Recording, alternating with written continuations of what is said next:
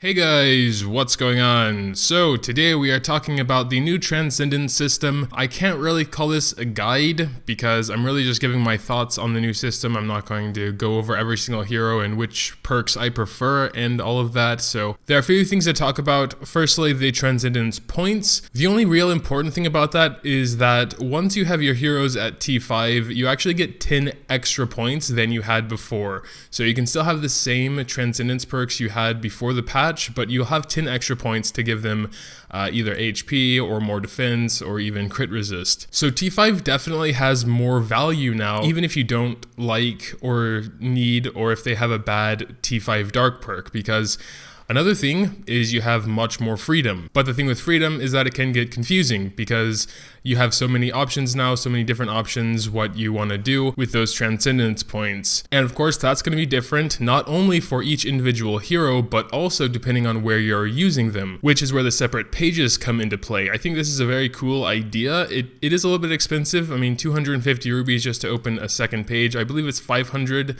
for the third page. I think if you do switch around perks a lot, it is definitely worth it. I think I did that for Philip. I got his second one for general use here where he has experienced fighter, and then one for world boss because I have someone who has experienced fighter already when I'm going in world boss. Well, let's start with T5 heroes. So T5 is actually where you get the first real advantage of this new system because like I said, you get 10 extra points you can attribute to a Transcend 1 perk. At T4, it's actually pretty much the same as it was before. You get to pick a T1 perk, a T2 perk, and 2 T3 perks. The only difference here is that you can have any of your 4 skills. Before, I believe we had these 4 here and these 4 here in separate lines, so skill 1 and 3 and skill 2 and 4. In Cassandra's case, nothing really changed with her because I do have one for skill 1 and I do have one for skill 4, which were in their own separate trees anyway. But if I wanted to, I could take away her T2 perk and give her like this one. So there's a lot more flexibility in that regard. And it's the same going all the way down from T3, T2, T1. Nothing really changes, or you don't get any real advantage as far as Transcendence points go until you hit T5. Because then you have enough for the T5 perk, should you choose to take it, and you also have enough for an extra T1 perk. This change also makes heroes that weren't really T5 worthy. For example, Cassandra's T5 dark perk, I would never really go for. A random ally is immune to damage for 3 seconds. It's random and it's 3 seconds, so it's not very good. I would never spend those points on it. But if I were to get her to T5, you know, I could grab this one, for example. Mana cost is reduced by 1 and either health or crit resist or whatever. So now that that's explained, I'm going to go through my Transcendence perks and why I chose to go for them. I guess we're just going to start with the T5s. Someone asked me a while ago to go through my preferences about my heroes. So of course I don't have all the same heroes as everyone else. So there's not going to be a lot of overlap probably with many others, and these aren't necessarily the best perks, these are just the ones I chose. Laius isn't my main healer. I basically only really take her for World Boss 2. This is kind of what I thought would be best there. So she just has the attack for more healing, HP for more survivability obviously. She needs the inner peace for her T5 to proc all the time, so that's kind of obvious there. And then of course the T5. And then in the Transcend 3 perks, we just got more healing here and more M defense here. I've heard the Festival of the Flow Dark is really good as well to keep the healing up. I just thought the cooldown on that is kind of too long. But you know, it could come in handy. I think she heals quite enough with her healing droplets though. And of course, if you're going to have a PvP Laius, it's probably going to be different as well. Perhaps healing droplets dark for extra crit resistance. Of course, that's only for magic, so I'm not sure if that would actually be that great. Moving on to Nyx, I'm sure a lot of people will disagree with this straight off the bat because I don't have his max blade stacks is increased by 1 perk. I decided to spend those 15 points on getting his light version because they did buff that. Attack defense and HP is 15% higher and crit damage plus 20%. And I think that might be a little bit better in most cases since I'm mostly using Nyx for PvP and a little bit of easy PvE stuff, so I don't think he needs his total max damage potential, and in Arena he almost never gets 5 blade stacks anyway, let alone 6. So I decided to give him a permanent like buff here, you know, because you only get 10% more attack per blade stack, and of course you also throw out another blade, but once you have like 3 blade stacks you're already hitting everyone. Of course this one is also awesome, 15% more damage for your passive skill skill per each enemy. I think you definitely need that. Again, in Arena, it's kind of RNG if he's going to get his stacks or not unless you use his first skill. Of course, Dark, he needs Dark. Circuit Burst, HP, Attack. You have to keep in mind though, I only use Nyx for PvP, and I'm not even sure if I'm going to continue using him for very much longer. I might raise Maria a little bit higher and swap her in for Nyx, because I'm also taking Mediana, and she does a lot of damage herself, so with Nyx getting his little nerf there, I'm not too sure if he's still, like, super awesome. I think he was already starting to fall out of meta a little bit. Maybe it's because of how squishy he is, or the RNG of the blade stacks, I don't know. But anyway, we're moving on to Mitra. Mitra is only for guild raid and world boss, obviously. I mean, you can take him in other places where there are more than one enemy, but there are better units for that, like Nyx. So I've been experimenting with him, switching around things every now and then, and I landed on this, so attack and HP. I think HP is just the safe option pretty much. I mean, defense definitely can be better depending on what you're doing, but HP just seems to be universally fine, so I'm usually just taking HP. Got target weakness since I don't really focus too much on penetration, so I think that's good. I know penetration is somewhat important, especially for those like world bosses and some high level guild raids, I believe. So I just gave him this perk, plus 20% more attacks, never bad. There's always one enemy where I take Mitra, so 100% more damage on Bang Bang I think is good, because he'll be using Bang Bang anyway. I was also considering Dark Dance with me for faster stacking. This one is a given. You absolutely need to get this one if you're going for Mitra. 200 marks, that practically doubles his damage potential as far as his passive is concerned. And of course, yes, you need Dark as well. I tried him first with his Light and Dark perk and no T2 perk, but I realized I can get him to above 850 crit without his Light perk, so I thought it would be more beneficial to have target weakness for more damage. We also have Mediana. She is my main healer. This is why she gets the crit perk, because I build all my heroes with a maximum of 850 crit, so that she'll fill up the rest. As per the usual, attack and HP. Now, I'm not saying this combo is the best by any means. This is just what I prefer. Defense, now that it's been changed just to 35% more, that could very well be better in most cases. But until I hear some tests done and some science, this is what I'm sticking with for now. Got the CC immunity while casting her special water cannon. I think that's good. I'm always taking her in arena where there could definitely be a lot of CC going on all the time. Like I said in a previous video, I think Scarlett's S2 does disrupt that if you have the stunning perk on Scarlett's S2, because I'm pretty sure, even though it sounds kind of weird, the CC immunity is dispellable, so she dispels the CC immunity on the special water cannon and then stuns.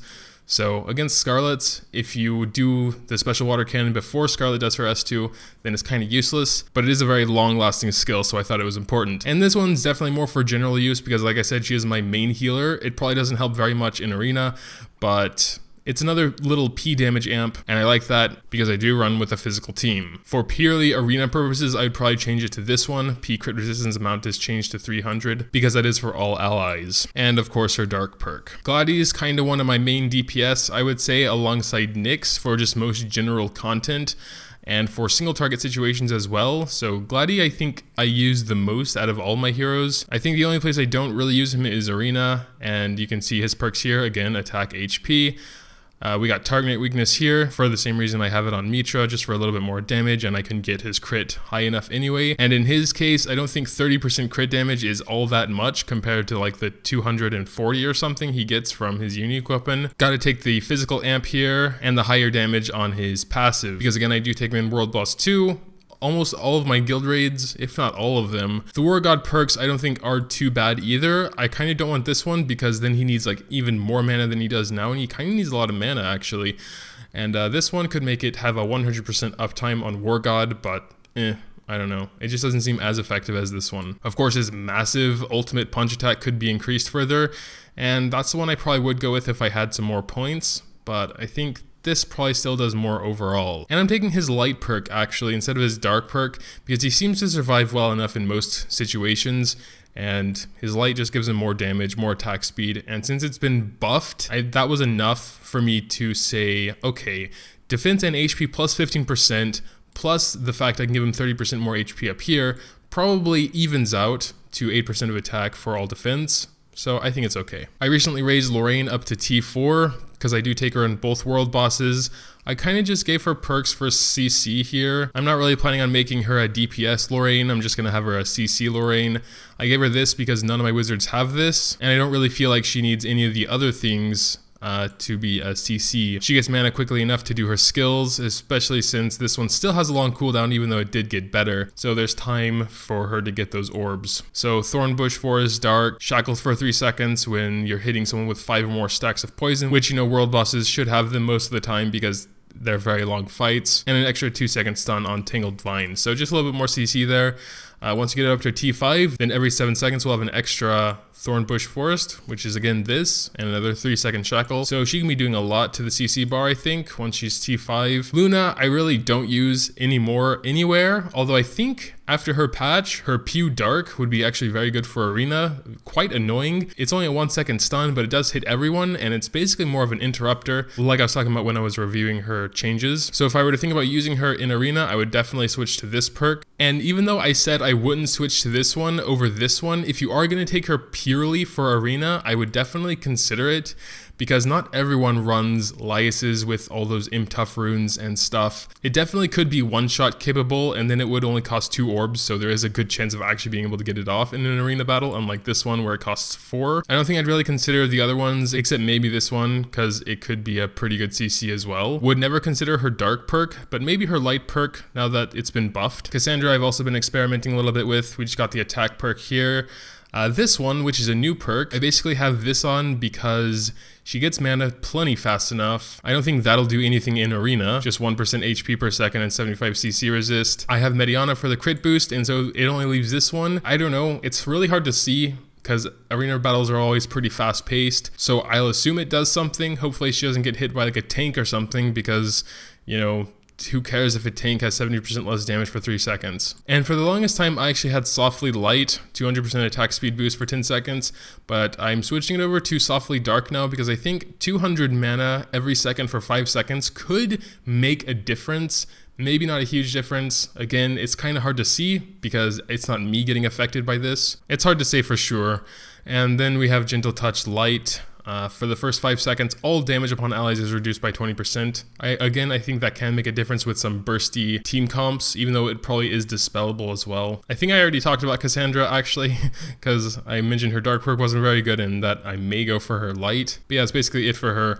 I also talked about Philop. His Dark perk doesn't seem very interesting. I'm seeing more Marias lately, actually. She can actually reduce the mana cost of her S3 by 1, which I think is pretty huge. If you give her like a Soul Spring Water and she has some decent mana recovery, she could probably get that off very quickly, and that is a deadly skill. Not so much damage, but it's like so many CCs, pulling them all together, and then stuns them finally. So that's a deadly skill if you can get that off. Of course, you have to get it off fast or after any enemy Scarlets have their S2 ready, because then it kind of just negates everything. I haven't really used her yet. I don't think this is enough. She may need T5. She has actually quite a lot of good perks, actually. Well, maybe not Raven's Storm. I don't like the 20% chances or lower things, even though it does hit 3 times, so it's kind of like a 60% chance, sort of. Maybe not Claw Restriction either, because I think this Claw already lasts 6 seconds. Yeah, and there's going to be some sort of dispel or something going on, you know, before the 6 seconds most likely. So I don't think adding another 1.5 second will really do anything.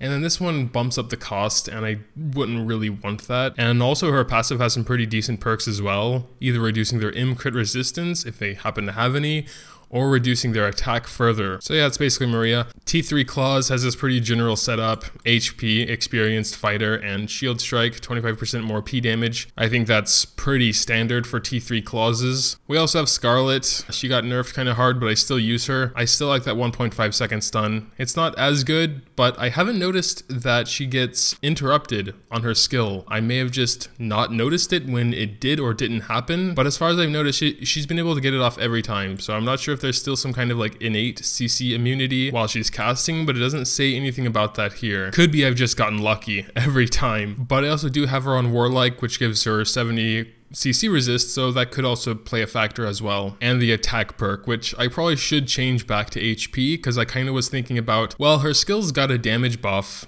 so maybe she's meant to be more of a damage dealer now, but I don't really want to change up my team, because if I build her like a DPS, I mean, I need to change her runes first of all, and then I would need to bring a tank, and I wouldn't know who I would need to take out. I don't want to take out Cass, Mediana, or Nyx. But yeah, and then we just have some T2 here, so, you know, there's not going to be anything interesting here. Jane, I don't really use her anymore.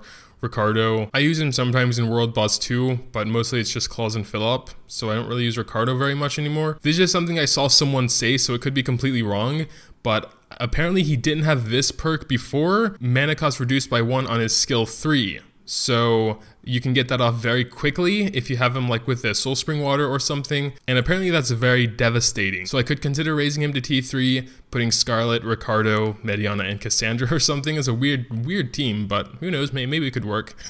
And try that out. Priscilla, just I guess still with Warlike, I haven't really changed her, and then, you know, all these other ones that I don't have raised yet. And so yeah, those are my Transcendence perks. I'm not sure if that helps anyone. I just got a request to do it and I thought, okay, sure. Maybe just talking about it gives a little bit more insight to anyone who is confused about the whole system. Personally, I'm sure my perks aren't exactly perfect, but they're what I think is best for where I'm taking my units. You know, like for example, Laius is only really for World Boss 2, Nyx is for Arena and some easier PvE content, Mitra is only for Guild Raid World Boss, Mediana is everywhere. So, you know, it'll all come down to your specific situation. So ultimately, you kind of have to think for yourself about where you're taking them, what content is most important for you to do well in. Is it Arena? Is it World Boss? Choose your perks accordingly. But yeah, that'll do it for this little talk, I guess it was. If you have any questions, comments, concerns, you know where to put them. Leaving a like would also be greatly appreciated if you did happen to enjoy. Thanks, as always, for watching, and until next time.